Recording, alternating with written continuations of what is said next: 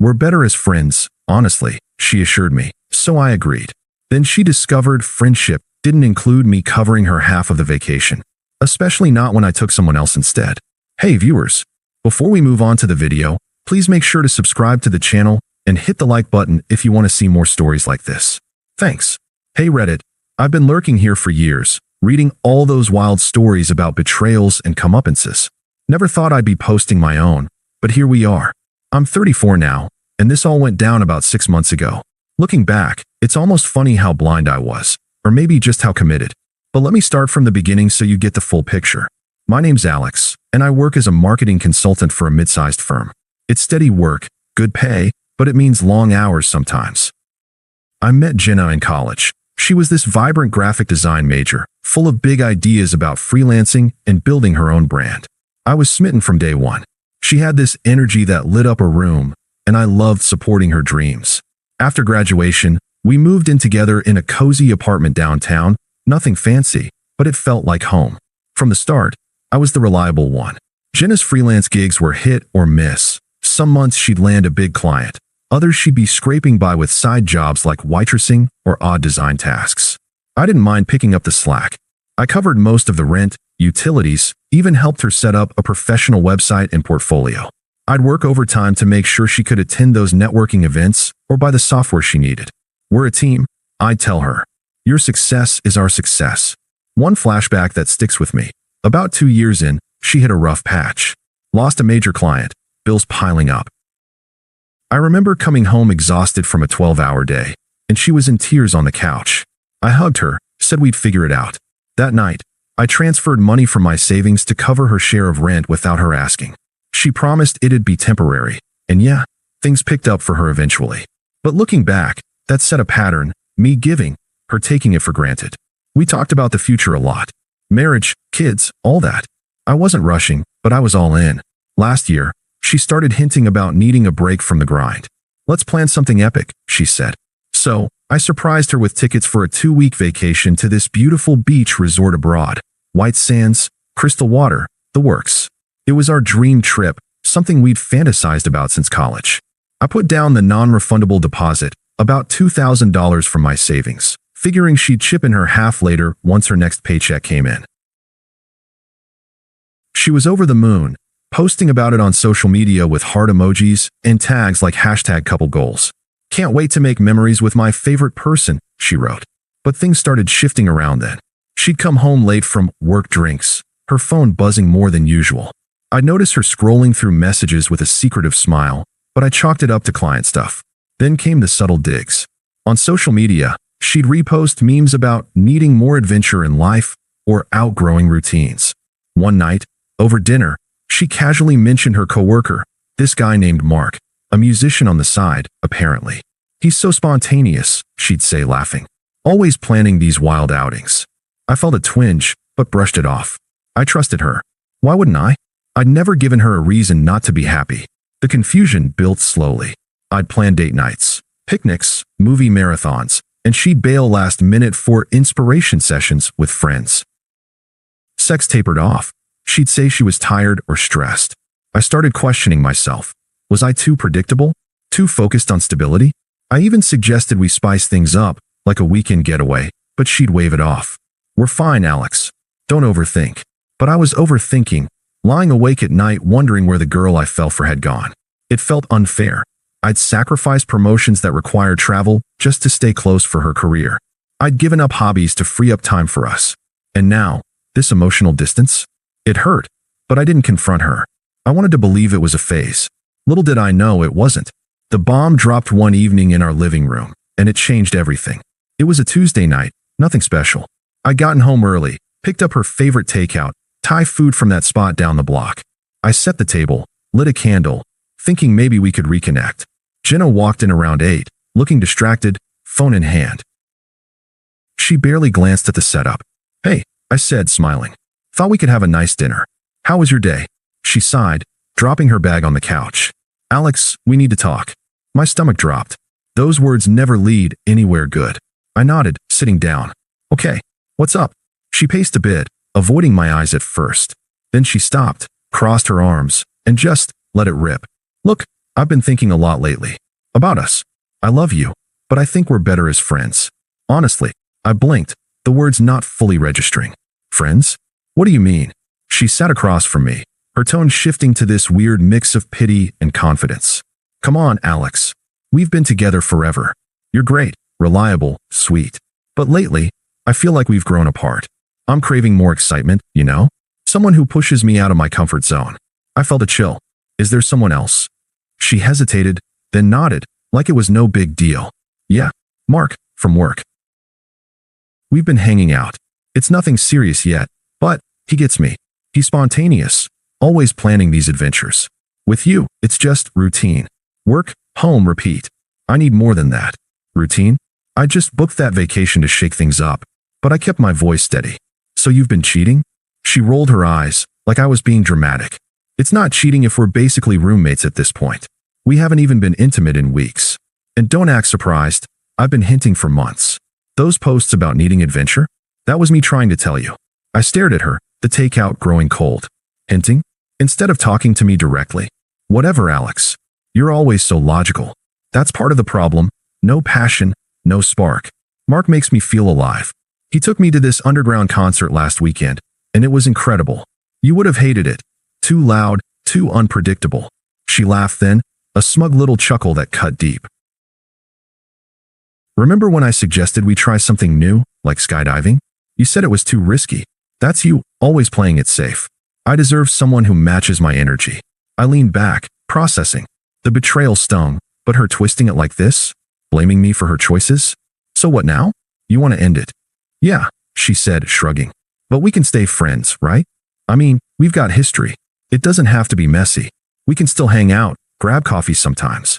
And hey, about the vacation, we could go as friends? It'd be awkward to cancel, and you already paid the deposit. I'll pay you back my half eventually. There it was, the manipulation. She dumps me, admits to cheating, and in the same breath, assumes I'll still foot the bill for her fun. Her logic was so entitled, like our friendship entitled her to my wallet. I took a deep breath, keeping calm. No yelling, no begging. If that's how you feel, okay. She blinked, caught off guard. Okay, that's it. What do you want me to say, Jenna? You made your choice. She smirked, standing up. See? Even now, no fight. No emotion. That's why this won't work. Mark would have argued. Shoni cares. I stood too, grabbing my keys. I care, but I'm not going to beg you to stay. As I headed to the bedroom to pack an overnight bag, she called after me. You're really leaving? Just like that. Yeah, I said over my shoulder. Friends don't live together, right? She huffed. Fine, but don't make this weird with our friends. Tell them it was mutual. I didn't respond. I threw some clothes in a duffel, grabbed my laptop, and walked out the door without another word. She watched from the hallway, arms crossed. Looking almost disappointed, I didn't make a scene. I drove to a buddy's place, crashed on his couch, and that was it. No dramatic exit, just quiet detachment. That night, lying there, the unfairness hit hard. 5 years, all those sacrifices, and she discards me like yesterday's news, with a side of smug justifications. But I didn't text her, didn't call. I just let go. That first night at my buddy Mike's place was rough. I didn't sleep much, just stared at the ceiling, replaying her words. Better as friends. No spark. It felt like a gut punch, especially after everything I'd poured into us. I kept flashing back to little moments that now seemed so one-sided. Like the time she wanted to quit her side job to focus on freelancing full-time. I encouraged her, even dipped into my emergency fund to cover groceries and bills for a couple months. We'll make it work, I'd said. She hugged me tight then, called me her rock. Now, I was just routine. The confusion lingered for days. Why cheat instead of talking? Why twist it to make me the villain? It was unfair, plain and simple. I'd never been the jealous type, never controlled her. Hell, I trusted her enough to book that vacation without a second thought. And her assuming we'd still go as friends? That entitlement burned. But I didn't lash out. No angry texts, no showing up at the apartment demanding answers. I just detached. Mike was a lifesaver. Dude, she's showing her true colors, he said over beers that weekend. You deserve better. He let me crash as long as I needed, no questions. I took a few days off work to clear my head, went for long runs, hit the gym harder than usual. It helped channel the hurt into something productive. I started journaling too, jotting down all the red flags I'd ignored. Her late nights, the way she compared me to others subtly, like, Mark's band played this cool gig. Wish we did stuff like that. Hindsight's brutal. Practically, I handled the logistics with quiet efficiency. I emailed our landlord about breaking the lease early, citing personal reasons. Transferred utilities out of my name. The joint bank account? I withdrew my half and closed it. No drama, just a clean cut. And the vacation? Well, the deposit was non-refundable, but the balance wasn't due yet. Jenna had never paid her share, always saying next paycheck. I didn't remind her. Why should I? Friends don't expect handouts. A week in, I unblocked her on one app, just in case of emergencies with shared stuff. But mostly, radio silence from my end. I focused on me. Picked up old hobbies, photography, reading those sci-fi novels I'd shelved. Even went on a solo hike one weekend, something I'd always wanted but put off for her. Up on that trail, breathing fresh air, the fog started lifting. I wasn't broken, I was free. The silence wasn't weakness, it was strength. I realized I'd been carrying the relationship alone for too long. Her betrayal? It stung, but it also clarified things. I deserved someone who saw my stability as a strength, not a flaw. Work picked up too. I threw myself into a big project, and my boss noticed. Alex, you're on fire lately, she said in a meeting. It felt good, validation from effort, not from begging for affection. I even started casually dating, nothing serious. Met a woman named Laura at a networking event, smart, kind, appreciated my dry humor. We grabbed coffee a couple times, no pressure. It was refreshing, like rediscovering parts of myself Jenna had dimmed. The unfairness still echoed sometimes, late at night. 5 years gone. But I didn't dwell. I let the silence do the talking. And soon enough, karma started whispering back. It took about a month for the cracks to show on her end. I'd heard bits through mutual friends, nothing I sought out, just casual updates. Apparently, things with Mark fizzled fast. He was spontaneous. All right, spontaneously ghosted her after a few weeks of fun. Turned out he was seeing other women, the classic player type. Jenna had quit her waitressing gig impulsively to travel with him, or something, leaving her freelance income as her only lifeline. But clients dried up when she started posting dramatic stuff online, vague rants about fake people, and moving on. Friends pulled away. No one likes mess. The first outreach came via text, about 5 weeks post-breakup. I was at the gym when my phone buzzed. Hey Alex, how've you been? Missed chatting. We should grab coffee as friends sometime. Oh, and about the vacation, deposits down, right? I can Venmo my half soon. Let's not waste it. I stared at the screen, still assuming I'd carry her. No apology, just breezy entitlement. I typed back brief, no need. Handle your own. Her reply came quick. What? Come on, don't be like that. Friends help each other out. It's not like I can afford to lose that money right now. I didn't respond. Blocked the number for good measure. A couple days later, the call started from her mom, of all people. Jenna's family was always pushy, the type to meddle. Her mom, Karen, yeah, fitting, left a voicemail. Alex, this is Karen. Jenna told me what happened. You two were so good together. Why throw it away over a little mistake? She's going through a tough time. Be the bigger person and talk to her. Family sticks together, even as friends. I deleted it without calling back. But then her best friend, Tina, toxic as hell, always enabling Jenna's drama, texted, Dude, you're being cold. Jenna's hurting. She didn't mean to cheat. It just happened. At least hear her out about the trip. She needs a break. Hurting? After her smug breakup speech? I replied, Not my problem. Blocked. The desperation ramped up. Jenna must have gotten a new number because a week later, she called while I was at work. I let it go to voicemail at first, but curiosity won. Listen later. Alex, it's me. Okay, fine, you win. I was wrong. Mark was a jerk. He used me and bailed. I'm sorry for how I ended things. Can we talk? I miss you. Miss us. And the vacation. I really need it right now. Things are rough. Freelance isn't paying, and I'm behind on rent. As friends, maybe you could spot me? I'll pay back, promise. Her voice cracked a bit, but it felt manipulative. Still no real accountability. I didn't call back. Then she showed up. At my office, no less. Must have remembered the address from old visits. It was lunchtime. I was stepping out when I saw her in the lobby, looking frazzled. Hair messy, eyes red, a far cry from the confident woman who'd laughed in my face. Alex, she said, rushing over. Please, don't walk away. I need to talk. I stopped, kept my tone even. What is it, Jenna? She fidgeted, glancing around. I'm sorry. For everything. The cheating, the way I said it. I was stupid.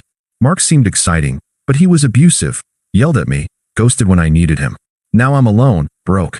Friends are ditching me because of the drama. But you were always there. Can we try again? Or at least be real friends? Help me out. I crossed my arms. You made your choice. Her eyes welled up. Come on, don't be heartless. I know I hurt you, but we have history. The vacation, let's go together. It'll fix things. I'll make it up to you. No. She shifted, anger creeping in. Seriously? After all those years I put up with your boring routine? You owe me for sticking around that long. At least cover my half of the trip. It's the least you can do as a friend. There it was, the true colors, entitlement turning to rage. Oh, you, I said calmly. Friends don't cheat and demand money. She snapped. You're petty. Mark was right. You're spineless. No wonder I left. I turned to leave. Goodbye, Jenna. She yelled after me. You'll regret this. I was the best thing that ever happened to you. But I didn't look back. Security escorted her out. That encounter sealed it. She wasn't remorseful, just desperate. Mutual friends started siding with me after hearing about it.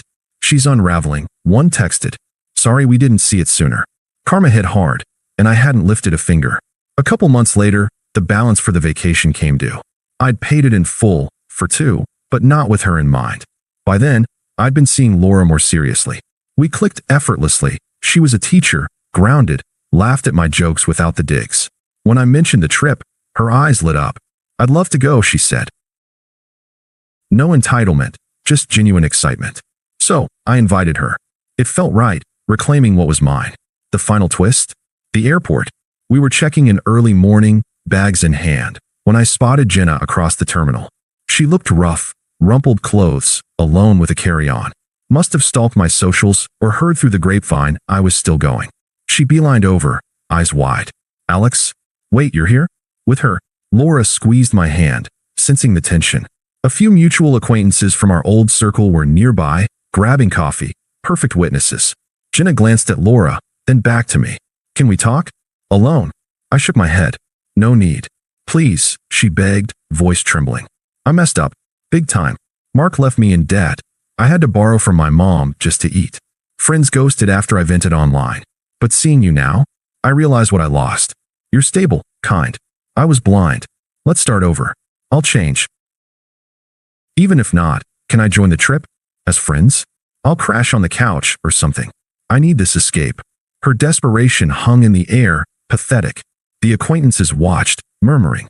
Jenna, I said firmly, that chapter's closed. I've built a new life, better job, real connections. This trip? It's for me and Laura now. She teared up. But we planned it together. You can't just replace me. Replace. I echoed calmly. You replaced me first. With Mark, remember? Said I was boring, no spark. Her face crumpled. I was wrong. Please, Alex. I'm sorry. Don't leave me like this.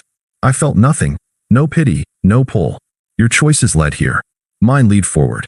She grabbed my arm. You owe me a second chance. After everything. Laura stepped in gently. Let's go, Alex. I nodded, turning away. Take care of yourself, Jenna. But don't contact me again. She shouted as we walked to the gate. You'll be miserable without me. She's just a rebound. But her words bounced off. The acquaintances shook their heads, one even mouthing good for you to me. Boarding the plane, hand in hand with Laura, I felt free. Jenna? Irrelevant. She'd see pics online later. Us on the beach, happy. Her downfall on display, my growth undeniable. Life moves on, and mine's better without her. Thanks for reading, Reddit. Moral? Don't mistake kindness for weakness. Sometimes, the best revenge is living well. Thanks for watching.